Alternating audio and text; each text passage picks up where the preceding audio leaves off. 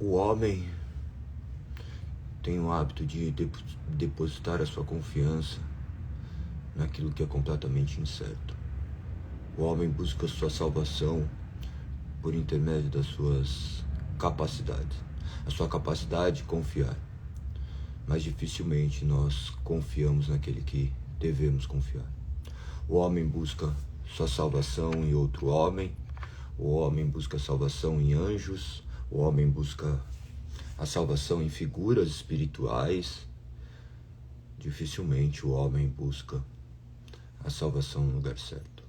Ou melhor, é impossível que o homem busque a salvação no lugar certo. Somente aquele que é Salvador vindo buscá-lo para que ele seja de fato salvo. A nossa salvação não está em nenhum lugar. Nossa salvação, ela é. Essa é a questão. A salvação não será conquistada por intermédio das nossas capacidades, da nossa intelectualidade, da nossa evolução humana, mas sim por intermédio do homem que habitou na terra, padecendo as nossas dores. Ele não era simplesmente um homem, ele era 100% homem e 100% Deus.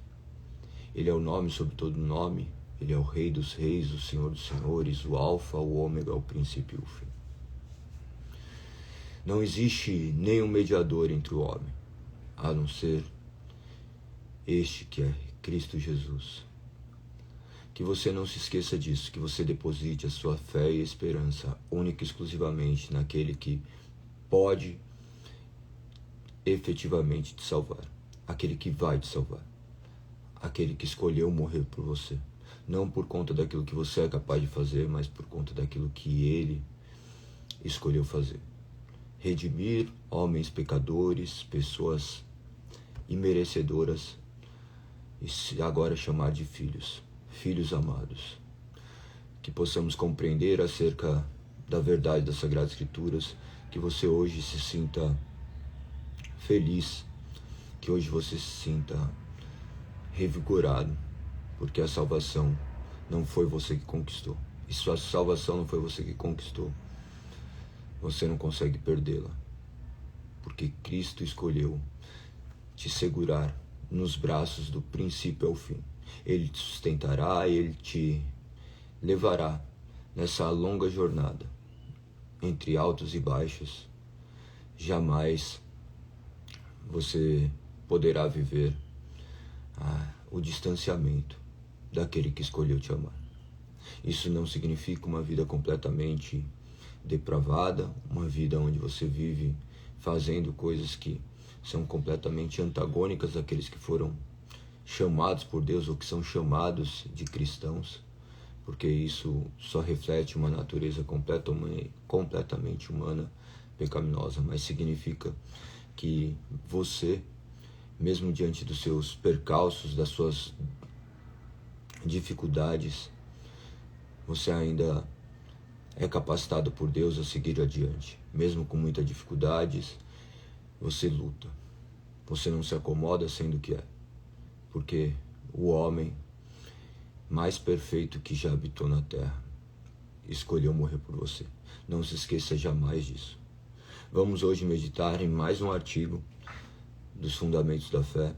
Esse artigo que é primordial, como todos que nós falamos até agora, artigo de número 16 da Confissão de Fé de Guanabara, escrita em 1558, por homens que, questões de horas após o seu término, seriam martirizados por conta daquilo que eles criam.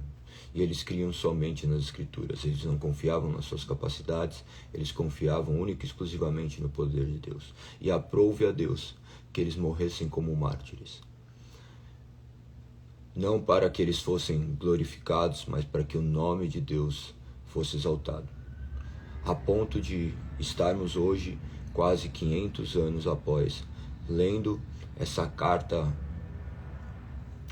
do qual retrata única e exclusivamente o que as Sagradas Escrituras dizem. O que contrariou o espírito da época, a vontade da época. Eles tiveram a ousadia e a coragem de escrever aquilo que ninguém tinha coragem. Claro que não se trata deles, mas de Deus operando neles. Que Deus também opere em nós, que possamos ser resistência em meio ao mundo caído. Bom dia a todos. Vamos então para mais um dia, nosso dia 567 de lives. Que o nome do Senhor seja exaltado e glorificado, não pelas nossas capacidades, mas pelo agir do Espírito Santo. Vamos ao que diz o artigo. Cremos que Jesus Cristo é o nosso único mediador, intercessor e advogado, pelo qual temos acesso ao Pai, e que, justificados no seu sangue, seremos livres da morte, e por ele já reconciliados teremos plena vitória contra a morte. Aqui nós vemos o retrato daquilo que a Sagrada Escritura nos aponta. 1 Timóteo capítulo 2, verso 5, menciona exatamente isso, que não há nenhum mediador entre Deus e o homem, a não ser Cristo Jesus. Deixa eu ver se eu acho, se o texto está escrito exatamente como eu falo. Claro que pode variar de tradução para tradução, mas a essência sempre é a mesma. Ele diz em 1 Timóteo capítulo 2, verso 5, pois há um só Deus e um só mediador entre Deus e a humanidade, o homem Cristo Jesus. Ele deu sua vida para comprar a liberdade de todos. Essa é a mensagem que foi entregue ao mundo no momento oportuno. E eu fui escolhido como pregador apóstolo para ensinar os gentios essa mensagem a respeito da fé e da verdade. Não estou mentindo, digo a verdade. Quero, portanto, em todo lugar de culto que os homens orem com as mãos santas levantadas, livres da ira e das controvérsias. Nós vemos aqui Paulo trazer essas explicações, onde ele estava manifestando nesses pequenos trechos como que os homens deveriam permanecer diante da forma de cultuar ao Senhor. Nós vemos que a centralidade de Cristo é de extrema necessidade para a igreja. Isso que se perdeu sempre, né? Sempre foi perdido isso, porque o homem sempre deseja fazer outros deuses que possa satisfazer o seu anseio pela eternidade. Enquanto os cristãos depositam a sua esperança única e exclusivamente em Deus. Nós não depositamos nossa esperança na maneira como nós cultuamos, nós não depositamos nossa esperança na maneira como lemos as Sagradas Escrituras, nós não depositamos nossa esperança nas nossas capacidades, nós não depositamos nossa esperança na capacidade de algum outro homem proferir uma palavra que nós possamos nos curvar. Nós depositamos a nossa esperança única e exclusivamente em Cristo Jesus. Nossa salvação do início ao fim está em Cristo Jesus. Nós não oramos para mortos, nós não oramos para homens que já morreram, nós não oramos para nenhum apóstolo, nós não oramos para mãe de ninguém, nós não oramos para nada, a não ser para Cristo Jesus. Qualquer outro tipo de oração está completamente em desacordo com as Sagradas Escrituras. Nós simplesmente adoramos aquele que é digno de toda a honra e todo louvor. O protestantismo exalta a suficiência de Cristo. Portanto, que nós possamos refletir acerca dessa pequeno trecho, essa pequena composição que foi escrita neste artigo. Imagine que ali já estava essa preponderância, ou melhor, sempre houve, imagina 15 séculos, o homem adorando outros deuses. Vocês tiveram a oportunidade de contemplar por intermédio das Sagradas Escrituras Israel, o povo chamado por Deus. Quando ocorre a divisão das 12 tribos, o lado de Israel, eles eram completamente idólatras. Se curvaram a outros deuses. Baal, Maloque, sacrificaram inclusive seus próprios filhos. Eles pegaram, inclusive, fizeram estátuas, erigiram templos, tudo isso para adorar a outros deuses. E saibam que não existem outros deuses, existe apenas um Deus. Todos os outros deuses são falsos. Não há outros deuses que sejam verdadeiros. Ou seja, eles edificaram suas vidas sobre falsidades, sobre mentiras. Que nós não sejamos esses que edificamos nossas vidas sobre mentiras, depositando a nossa esperança em objetos, em pessoas, em situações, circunstâncias.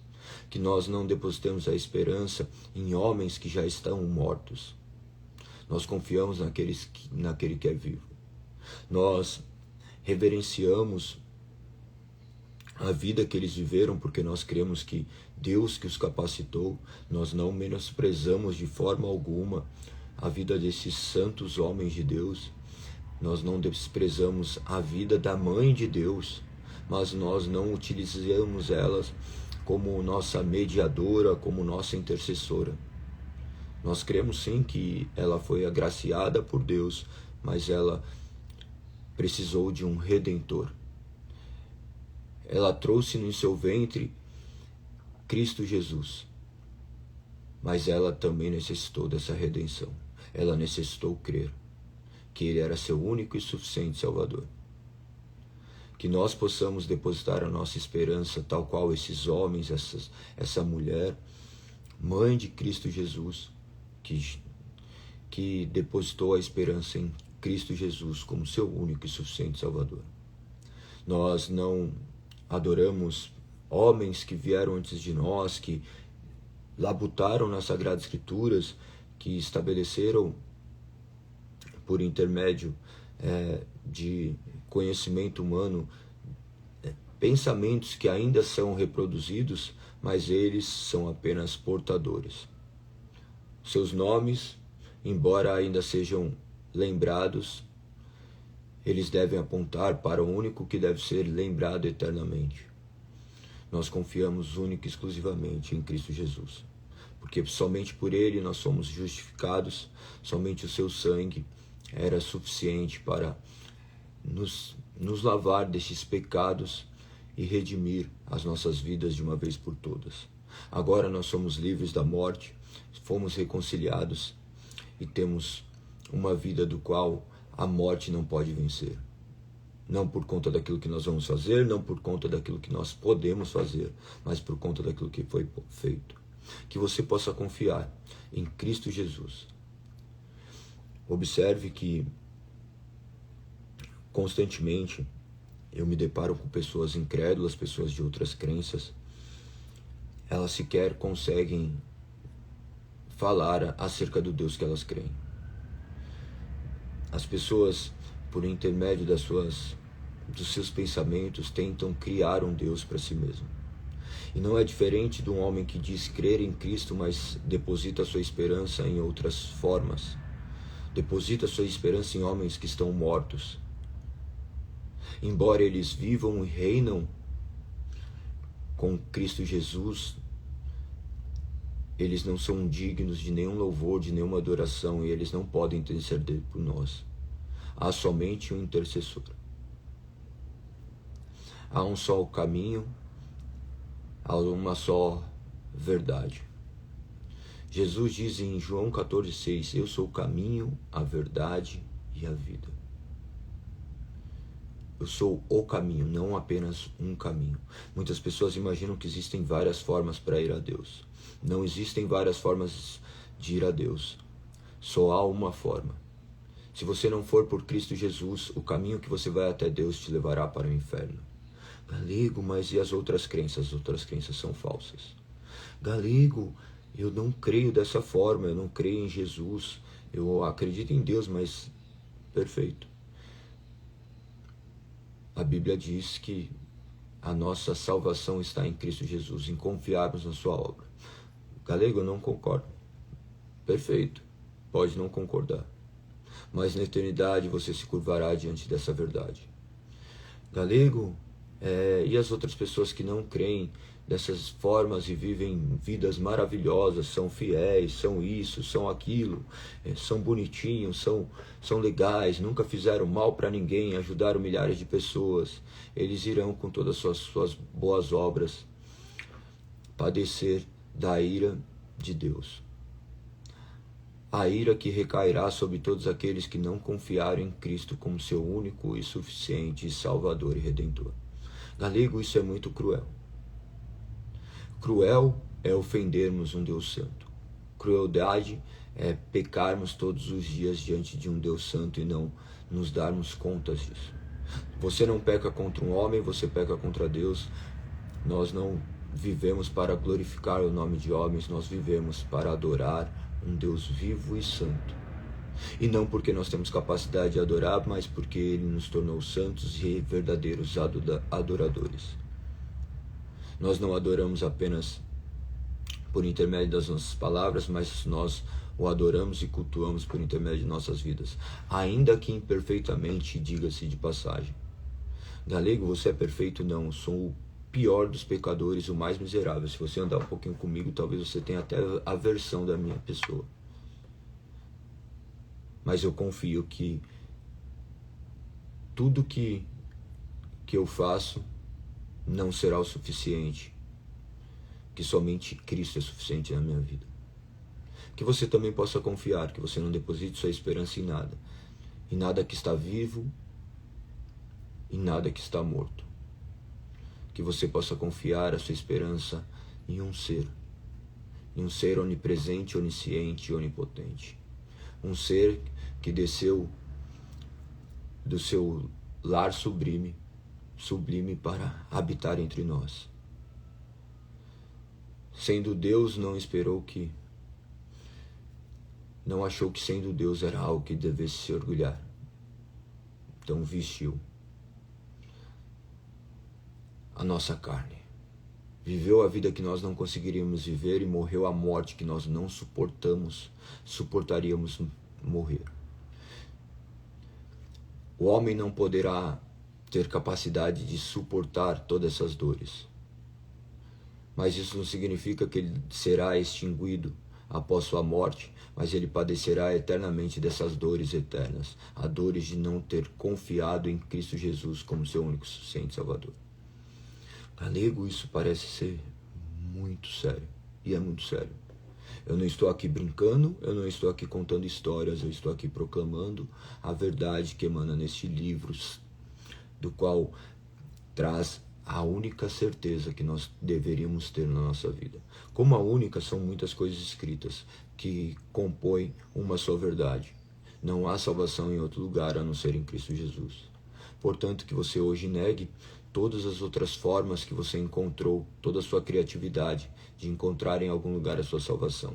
Que você possa abdicar de toda a sua força e confiar única e exclusivamente em Cristo Jesus como seu verdadeiro Salvador e Redentor.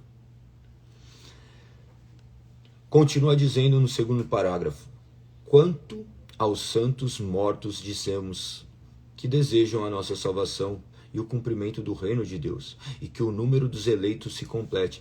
Por que o número dos eleitos se complete? O número de eleitos não é incerto e indefinido.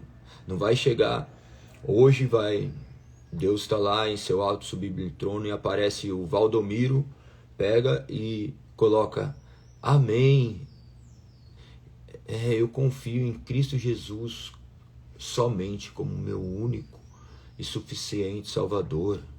Daí Deus vai falar assim, trocando ideia com os anjos, fala assim: nossa, olha aí, Valdomiro, que surpresa. Não, de forma alguma. Ele não está surpreso que o Galego, um ex-ateu, um ex-mentiroso, um ex-adúltero, um ex-milhares de coisas, foi agora transformado, porque ele me escolheu desde antes da fundação do mundo. Galego, mas você viveu uma vida miserável. Vivi uma vida miserável antes. Ainda que aos olhos do mundo pudesse ser maravilhosa, era terrível. Porque hoje eu enxergo, antes eu não enxergava. Ah, mas por que Deus demorou tanto tempo? Porque Ele quis. Porque Ele quis. Embora Ele tivesse gritado aos meus ouvidos estavam tampados. E eu resistia. Mas chega um momento que você não consegue mais resistir a Deus. os tampões dos seus ouvidos são rompidos, as escamas dos seus olhos caem, o coração que era de pedra é despedaçado. Por único e exclusivamente pelo único e exclusivo mérito de Cristo Jesus, em escolher regenerar e chamar aqueles que ele escolheu morrer, não por algo bom que ele tivesse visto em mim ou em qualquer ser, mas pela sua capacidade amorosa de escolher segundo o conselho da sua vontade, salvar homens que deveriam ser condenados. Todo homem já nasceu condenado por si mesmo, condenado pelas suas atitudes, condenado pelo pecado do qual ele haveria de cometer. Todo homem emana pecado de si, não por conta simplesmente das suas atitudes, mas por conta dos seus pensamentos, por conta das suas omissões.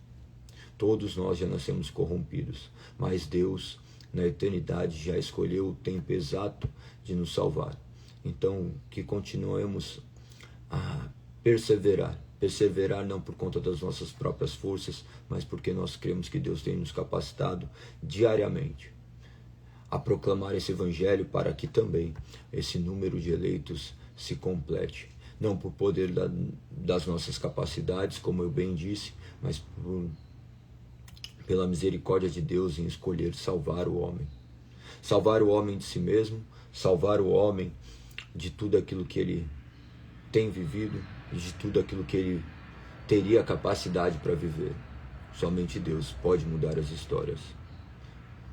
E as histórias mudam apenas sob as perspectivas humanas, porque diante da perspectiva de Deus tudo já está realizado, tudo já foi concretizado. Antes da fundação do mundo, tudo que haveria de acontecer já aconteceu na mente daquele que é onipotente e onisciente. Que você possa descansar na salvação que não foi conquistada mediante as suas capacidades, mas diante daquele que tudo sabe, tudo vê, e escolhe fazer filhos aqueles que antes eram seus inimigos. Por qual razão? Nós desconhecemos. Deus escolheu salvar dentre essa matéria, essa multidão de pessoas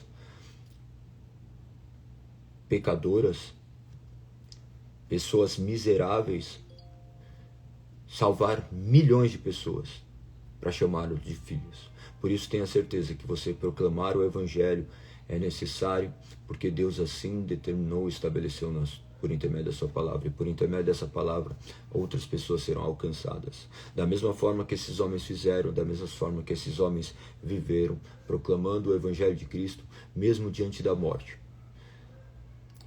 Não por conta das suas capacidades, mas por conta de Deus ter operado no coração deles. E é a mesma oração que eu faço nesse exato momento, pedindo para que Deus opere no nosso coração e que for necessário morrermos por conta do seu evangelho, que assim ele o faça. E se formos viver vidas que envergonham seu nome, que ele nos tire deste plano terreno. Se nossa vida o envergonha, que ele nos envergonhe, que ele nos mate, que ele nos destrua, para que ele possa ser glorificado, porque não há vida longe de Cristo. Que você possa ter essa certeza, e essa convicção.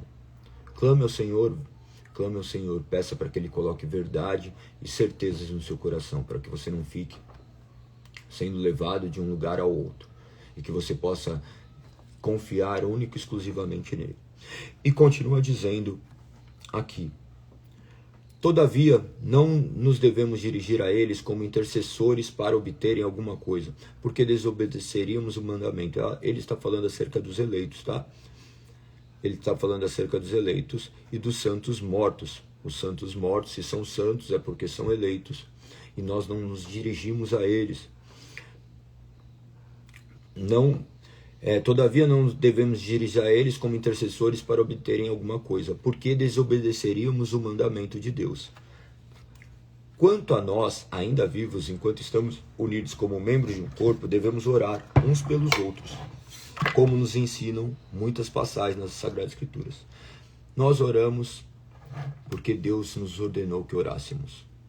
Observe que nós cumprimos um ordenamento de Deus. Nós não oramos porque acreditamos na nossa capacidade de interceder por alguém e Deus fala assim: ô, o Galego intercedeu, agora tá tudo certo. O Galegão orou, tá abençoado. Não, não é dessa forma. Nós oramos porque nós cumprimos aquilo que Deus estabeleceu. Deus nos ordenou que orássemos uns pelos outros. Nós somos apenas seres transformados e regenerados que agora somos capacitados por Deus a fazermos aquilo que nós não conseguimos fazer. Que você possa ter essa convicção. Não confie na sua capacidade de orar, não confie na sua capacidade vocabular, na sua capacidade erudita, nas suas palavras bonitas. Confie naquele que intercede, mesmo por intermédio de gemidos inexprimíveis. O Espírito Santo habita em você, o Espírito Santo te capacitará a orar e interceder por vidas que estão aí. Quando foi a última vez que você parou e tirou um tempo para orar por vidas?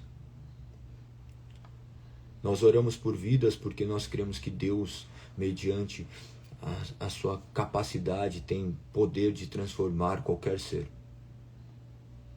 E nós cremos que Ele pode transformar qualquer ser. Galego, mas existem eleitos. Eu não sei quem é eleito. Você não sabe que é eleito, então nós oramos por todas as criaturas. Porque Deus escolheu amar ao mundo. E dessa forma que nós vivemos, amando o mundo. Não amando os homens e as coisas que os homens criam. Nós amamos aquele que criou todas as coisas. E cremos que Ele sabe, conforme o conselho da sua boa vontade, o que deve ser feito. E Ele nos orientou de maneira muito prática o que deve ser feito. Portanto, que você possa orar pelas pessoas que estão vivas, porque ainda há esperança. Aos mortos não há mais esperança. Galego, mas eu conheço pessoas que morreram, não criam em Cristo Jesus. E agora? Descanse. Descanse na soberania de Deus. Ai, mas meu pai, minha mãe, minha avó, é sempre nossos parentes, né? Meu amigo, as pessoas mais próximas. Eles negaram Cristo Jesus. Você sabe? Ah, eu vi. Você tem certeza? Eu vi ele negar. Você observou toda a sua vida? Você tem toda essa certeza? Você viu os seus últimos sussurros agonizantes? Lembre-se que no último suspiro, no último fôlego, nós vimos o bandido da cruz ali ser alcançado. Mas quão miserável é viver uma vida assim, tá? Então não espere que eu estou falando aqui para você viver uma vida completamente longe do Senhor e você, no seu último suspiro, falar assim: Senhor, perdão por não ter te escutado. Eu confio que somente Tu és meu Salvador. Mediante seu corpo cravado de balas, mediante seu corpo agonizando, mediante ferragens de um carro, mediante seu último suspiro, diante do seu corpo desfalecendo numa cama, num leito de hospital. Quão miserável deve ser viver essa vida. Que você possa agora, no ápice da sua juventude, no ápice da sua saúde, confessá-lo como único e suficiente Salvador e viver para a honra e glória do nome dele, refutando todas as outras coisas como um nada. Que você possa adorar o Senhor, que você possa agradecer o Senhor, que você possa agradecer porque a sua palavra é pregada, que você possa agradecê-lo porque todos os dias Deus fala ao seu coração, por intermédio de todas as coisas manifestam a sua glória. Nada acontece fora da sua soberania, fora da sua vontade. E saiba que foi da vontade do Senhor que você estivesse aqui ouvindo essa palavra e que seus joelhos possam se dobrar e reverenciá-lo como seu único e suficiente Salvador, sabendo que você não pode encontrar salvação em nenhum outro lugar, que você não encontrará sua salvação em nenhum morto, que você não encontrará sua salvação em nenhum dos santos, do quais viveram vidas que, ainda que tivessem sido muito boas aos olhos dos homens, diante dos olhos de Deus, Deus sabia suas imperfeições. E nós não confiamos em homens e em seres imperfeitos, nós não confiamos nem em nós mesmos, nós confiamos naquele que é perfeito, naquele que é Senhor sobre toda a terra. que você possa confiar única e exclusivamente em Cristo Jesus. Eles estavam aqui contrariando o pensamento da época, o pensamento da época que continua hoje. Hoje homens confiam na capacidade de um pastor, de um padre, de um pai de santo, de um guru, de um mestre. Nós confiamos única e exclusivamente em Cristo Jesus. Ah, mas Galego, você é pastor. Perfeito. Não confie em mim, confie em Cristo. Galego, mas eu tenho que confiar. Perfeito. Confie desconfiando. Maldito homem que confia em outro homem. Galego, você está falando que você não é confiável? Como eu posso ser? Eu sou homem. Eu sou ser. Eu não sei o que minhas palavras querem dizer no meu subconsciente.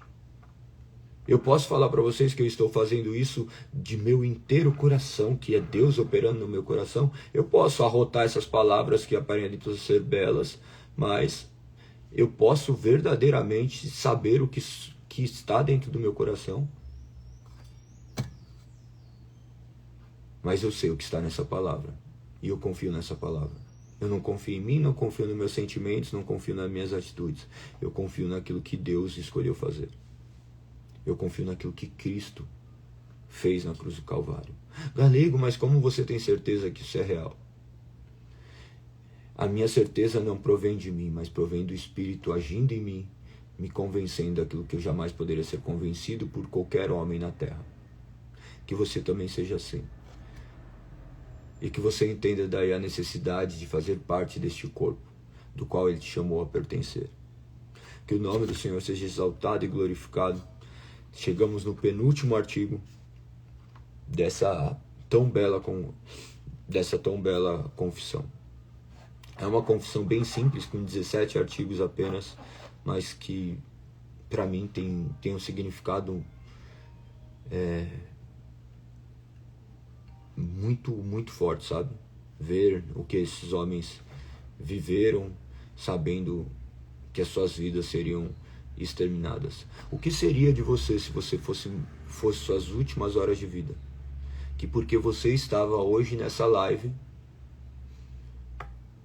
alguma pessoa por trás dessas lives ia te perseguir.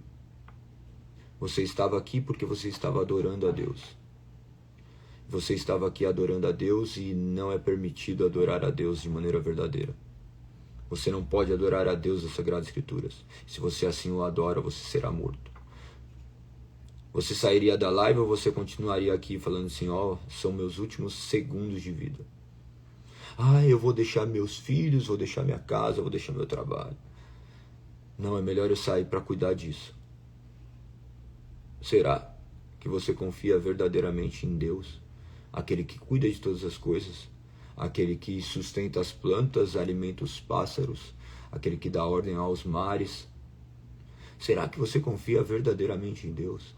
Ou você está aí preocupado, mas eu vou morrer, daí minha família. Você acha que Deus não é suficiente, capaz para sustentá-los?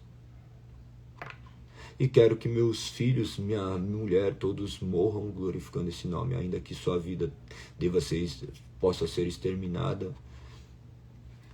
Se a gente não começar a nutrir esses pensamentos, nós estamos muito distantes daquilo que Deus fez.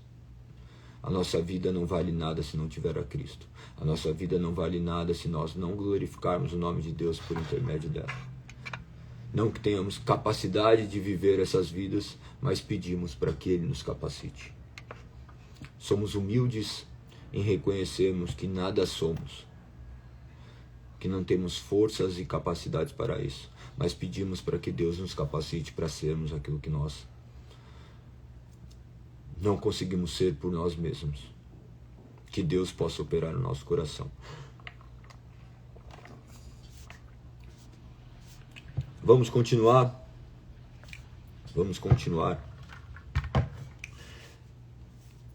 Agora com o livro de número 34 de 66. Estamos quase entrando no Antigo Testamento. No Novo Testamento, perdão. Então, com esse livro, faltam 6 livros para entrarmos no Novo Testamento. Passamos por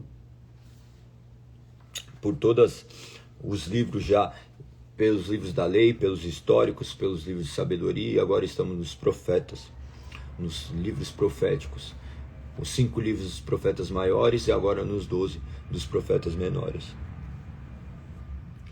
Que nós possamos meditar e ver que nós somos completamente ignorantes. Nós falamos há pouco tempo de Naum, vocês vão ver que nós não nos lembramos. Galego, você se lembra? Como me lembro? Eu tenho que ler toda hora. Eu tenho que ler toda hora e buscar ali. Ai, quando aconteceu isso? Algumas coisas eu já sei por força do hábito, mas milhares de coisas. Quando eu sei uma, outra coisa parece que esquece, sabe? Você coloca uma peça, vai desencaixando outra. Esqueço o nome de pessoas, esqueço milhares de coisas. Não tenho capacidade alguma.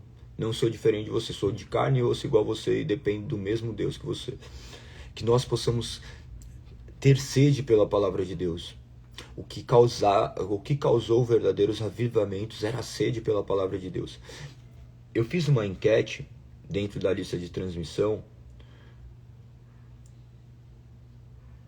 Muitas pessoas responderam, mas muitas, comparando ao todo do grupo, é nada. Não foram 30 pessoas que responderam, ou 40 pessoas. Eu estava olhando de manhã.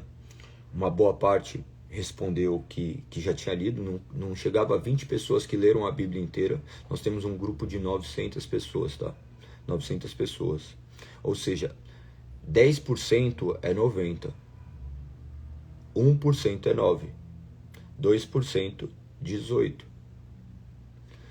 2% responderam. Outros sequer nem olham. Eles têm tempo de olhar milhares de coisas, mas eles não vão olhar as coisas de Deus.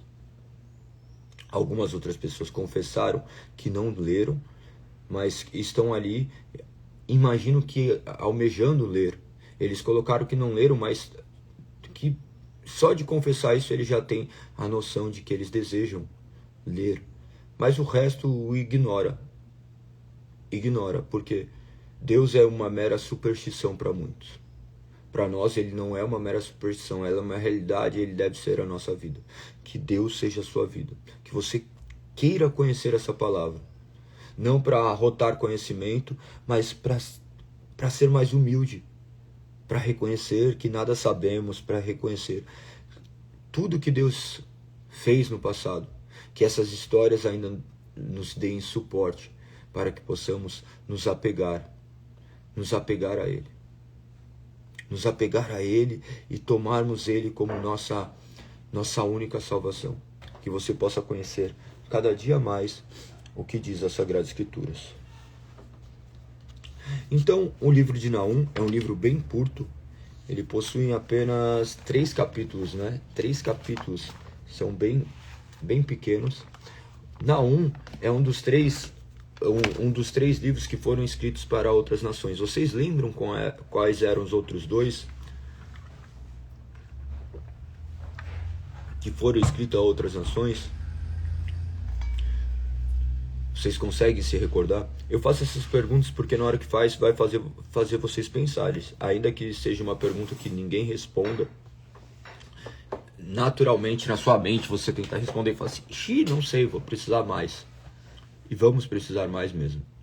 Jonas, Naum e Obadias são os livros que foram escritos às outras nações. Jonas, o Gandhi lembrou. Nós falamos acerca disso ontem. Jonas falou para quem? A Nínive. Naum falou a quem? A Nínive. Quem era Nínive? Quem era Nínive? Você sabe quem era Nínive? Era uma pessoa? O que era Nínive? Nínive era a capital da Síria. Ou seja, aquela capital que havia sido impactada pela palavra de Deus. Lembre-se que eu falei isso ontem. 750 e agora 660. 100 anos depois de ter ocorrido um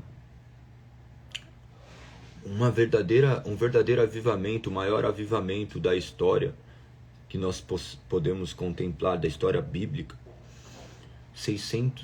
600.000 pessoas foram convertidas, segundo alguns estudiosos.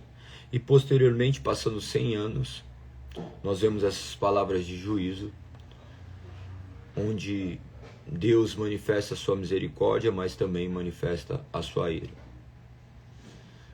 Quantos haverão de padecer por conta de não escutarem? Eles são condenados não por conta de Deus não os terem eleitos, mas por conta deles mesmos negarem ao Senhor. Galego, essa questão é bem complexa. Não, ela é muito simples. Ela é muito simples, tá? O eleito, aquele que Deus chamou, ele haverá de ouvir essa palavra e mais cedo ou mais tarde seu coração será transformado. Não por conta das suas faculdades mentais, mas por conta desse agir de Deus. Ele será transformado milagrosamente, porque o verdadeiro milagre é a transformação deste coração de pedra em um coração de carne. E os não eleitos, eles continuarão negando o Senhor por intermédio das suas próprias vontades. Não diferente de você que é um eleito, tá? Porque você negava o Senhor. E talvez ainda você tenha atitudes que manifestem negar o Senhor. Mas Deus, pela sua misericórdia, o sustenta. Observe que as pessoas não poderiam ser salvas por si mesmo. O homem tinha que fazer para cumprir os requisitos da lei e ele nunca conseguiu. Mas agora com o Espírito Santo nós conseguimos cumprir aquilo que nós nunca conseguiríamos. Essas questões devem ser pensadas e refletidas porque é dessa forma que as Sagradas Escrituras nos direcionam. Deus escolhendo salvar, mas Deus manifestando também o seu juízo. Você vai ver então em Nínive, de 660 a 620, você vai ver poder contemplar também a destruição desse povo exterminado como uma retaliação diante daquilo que eles fizeram. A Síria, que era considerado um dos grandes impérios, vocês vão enxergar que em 722 a.C., eles tomaram Israel, levaram ao exílio. Posteriormente, aqui em Naum nós vamos ver o seu extermínio.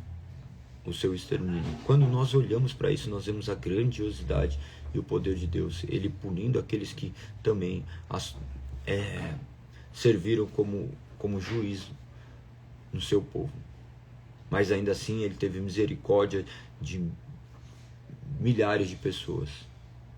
Leiam com bastante atenção esses dois livros, eles são bem interessantes. Leiam essas histórias e vocês poderão compreender o quanto Deus é misericordioso, mas ele também é um Deus zeloso. Aqui em Naum, se você ler do capítulo 1, verso 2 e 3, ele já diz assim: o Senhor é Deus zeloso, cheio de vingança e ira. Vinga-se de todos que a ele se opõem, e reserva sua fúria para seus inimigos. O Senhor é lento para se irar, mas tem grande poder e nunca deixa de castigar o culpado. Exatamente o que aconteceu com Nínive. No verso 7 diz: o Senhor é bom, é forte refúgio quando vem a aflição, está perto dos que nele confiam, mas arrasará seus inimigos com uma tremenda inundação, perseguirá seus adversários de escuridão adentro. A palavra de Deus é muito clara acerca do juízo de Deus e da salvação. A questão é: você é salvo ou você será condenado? Amigo, como que eu vou saber disso? Eu que te pergunto. Qual é a sua convicção agora? Se você morrer agora, para onde você vai? E por que você vai? Você conseguiria me responder? Se você não falar que você habitará o céu, que você é salvo por conta de Cristo Jesus suficientemente, questione a sua salvação. Se você começar a falar: eu sou salvo porque eu faço isso.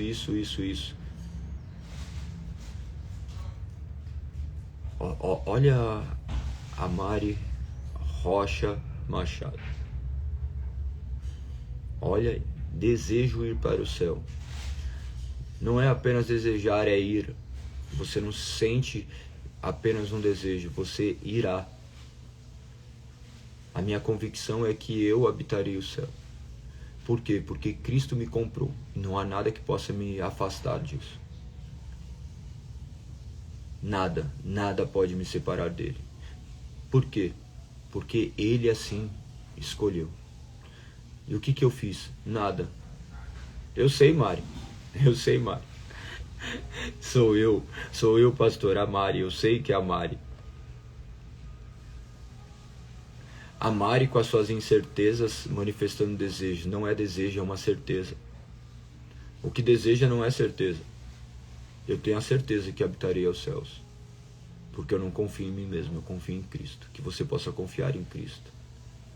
Que você possa confiar em Cristo como seu único e suficiente Salvador, sabendo que a sua salvação está no lugar mais seguro que poderia estar, está nas mãos de Cristo. Então, quando te perguntarem se você morrer agora, para onde você vai? Para Cristo Jesus. Seus olhos se fecham para o tempo presente, serão abertos para a eternidade, e seus olhos contemplarão a imagem mais sublime que poderiam contemplar. Você verá aquele do qual o gerou desde antes da fundação do mundo. E essa é a nossa certeza. Galego, mas como você pode falar com tanta certeza? Por conta do que as Sagradas Escrituras nos dizem.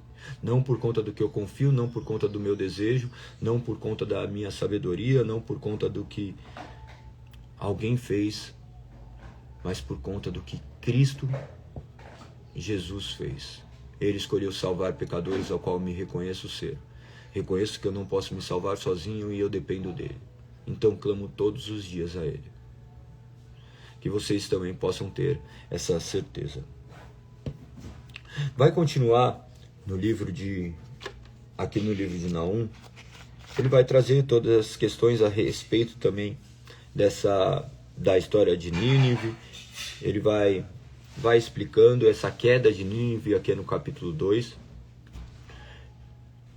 Ou melhor, vamos ler o que diz no verso 14 do primeiro capítulo de Naum. Assim diz o Senhor acerca dos assírios: vocês não terão mais filhos para dar continuidade a seu nome. Destruirei todos os ídolos dos templos de seus deuses. Estou preparando uma sepultura para vocês, pois são desprezíveis. Quem disse isso? Deus disse isso. Mas Deus não ama todos, isso e aquilo, aquilo e aquilo. Deus ama a todos. Deus amou o mundo de tal maneira que entregou seu Filho unigênito. A questão é que nós não amamos ele. Galego, você está falando nós, então inclui eu. Sim. Se eu amo a Deus é porque ele coloca amor no meu coração, porque minha natureza não consegue amá-lo. Parece meio complexo, né? Uma dupla personalidade, mas é exatamente isso. É essa guerra entre a carne e o espírito. Alimente o seu espírito com essas palavras. Alimente, lembre-se, a carne é fraca, mas o espírito está pronto. Creia que Deus escolheu salvar. Essas palavras de advertência deveriam queimar em nosso coração. Fala assim: Senhor, tenha misericórdia da minha vida. E Ele há de te escutar, porque Ele mesmo colocou no seu coração esse temor. Porque senão você não temeria a Deus, você continuaria profanando a Deus. Você não ia ficar se importando de estar aqui, não é nem 7 horas da manhã ainda, ouvindo essas palavras. Você escuta essas palavras e seu coração queima, porque Deus opera no seu coração. O Espírito está te trazendo vida, te revigorando, te tornando cada dia mais parecido com Ele. Verso 15 diz: vejam, um mensageiro vem pelas montanhas com as boas notícias. Ele traz uma mensagem de paz. Celebre suas festas, ó habitantes de Judá, e cumpram seus votos, pois seus inimigos perversos nunca mais invadirão sua terra. Serão completamente destruídos. Aqui ele não estava falando acerca da questão territorial, mas da questão espiritual, porque nós sabemos em 586 a.C. ocorreu o exílio babilônico. Na verdade, ali próximo, 606 é a primeira deportação. Então, você consegue daí extrair o significado daquilo que que havia sido dito. No capítulo 2 você vai ver a queda de Nínive, você vê Nínive como inimigo. Diz assim: ó Nínive, seu inimigo vem destruí-la. Guarde as muralhas, vigie as estradas, prepare suas defesas, reúna suas forças. Embora os saqueadores tenham despojado Israel, o Senhor restaurará sua honra. Os ramos da videira foram arrancados, mas ele restaurará seu esplendor. Ele traz as características aqui do verso 3 em diante, falando dos escudos, de algumas questões, dos carros de guerras. Ele ilustra muito bem isso, é muito belo, mas não vou ler por conta do tempo. Ele diz assim: o exílio de Nínive foi decretado. Antes de acontecer, Deus já tinha estabelecido. E todas as servas lamentam sua derrota. Gemem como pombas, batem no peito em sinal de tristeza. Continua a dizer: os tesouros de Nínive, não tem fim. Ele estava falando para levarem esses tesouros. Sua riqueza é incalculável. A cidade é saqueada e fica vazia, arruinada. Corações se derretem, joelhos vacilam. O povo fica angustiado, de rosto pálido, tremendo de medo. Onde está agora a grande Nínive, toca cheia de leões? Imagina que eles se julgavam autossuficientes e capazes, que nós não nos julguemos assim. Olha o que diz no verso 13: sou seu inimigo, diz o Senhor dos Exércitos. Em breve seus carros serão queimados, seus jovens morrerão na batalha. Você nunca mais saqueará nações conquistadas, jamais se ouvirá novamente a voz de seus mensageiros. Deus misericordiosamente enviando seus profetas para falarem a este povo que se negava a ouvir. Capítulo 3, ele traz o julgamento contra Nínive. E ele diz, no primeiro verso, que aflição espera a Nínive, cidade de homicídios e mentiras.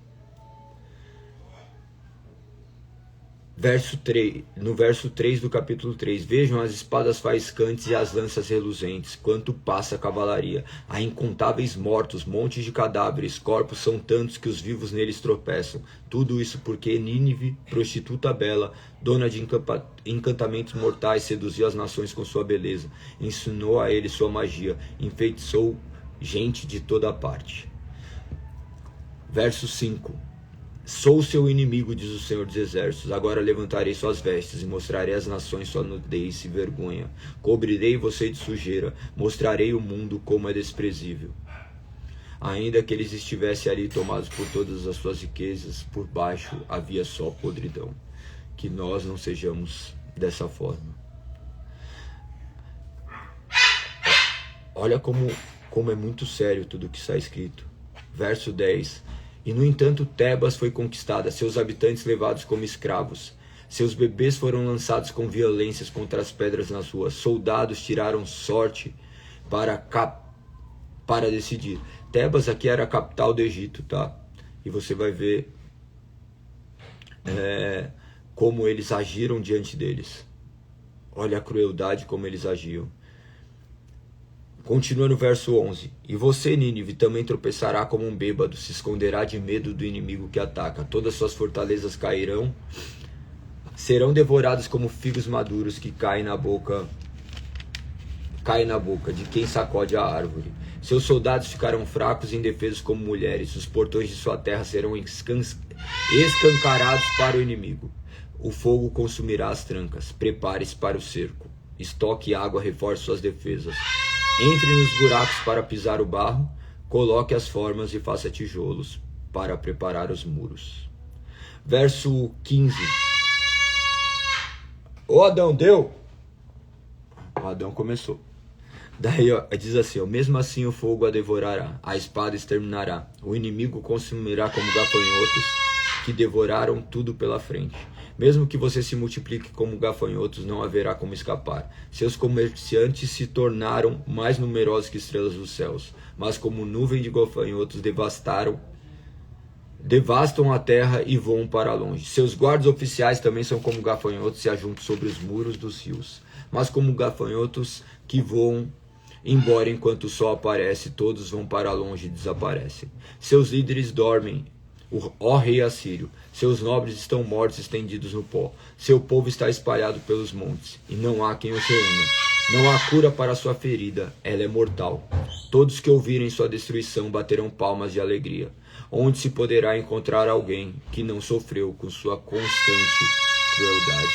Assim termina este livro. Esse livro é muito interessante, tá? Você vai ver que a divisão dele pode ser feita em 3 partes, por conta desses 3 capítulos e serem bem objetivos também. Você vai ver o julgamento de Nínive, então, no primeiro capítulo. No segundo, você vai ver a descrição de Nínive. Em terceiro, você vai ver o julgamento de Nínive sendo justificado. Ou outras divisões também colocam o juiz e a sua sentença. No capítulo 2, o julgamento, e no terceiro, a execução. É muito legal essas divisões, né? Você vai ver Deus como bom, mas também um Deus completamente severo, que se ira contra o mal. Deus não inocentando nunca o culpado. O juízo de Deus há de ser justo. Há de ser justo. Observe que quando fala que ele não inocenta o culpado, é que o pecado do culpado, ele recaiu sobre Cristo Jesus, e aqueles que não foram escondidos em Cristo Jesus pagarão pelos seus próprios pecados. Nós deveríamos de pagar pelos nossos pecados, mas Cristo Jesus sofreu na cruz o peso da condenação dos nossos pecados. O poder de Deus é grande, ele é misericordioso, e ele há de resgatar um povo para si, do qual nós cremos estar entre eles. Se você ainda não crê nisso, eu oro para que Deus o convença disso e o transforme. Que o nome do Senhor seja exaltado e glorificado.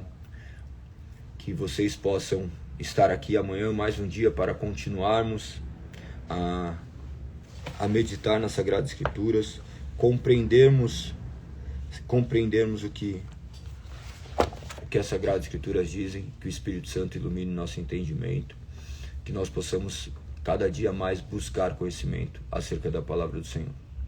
Tamo junto, um beijo no coração, não se esqueçam de comentar e compartilhar, que Deus os guarde, que Deus os proteja, que o Espírito Santo habite no seu coração, que a graça de nosso Senhor Jesus Cristo reluza na sua vida.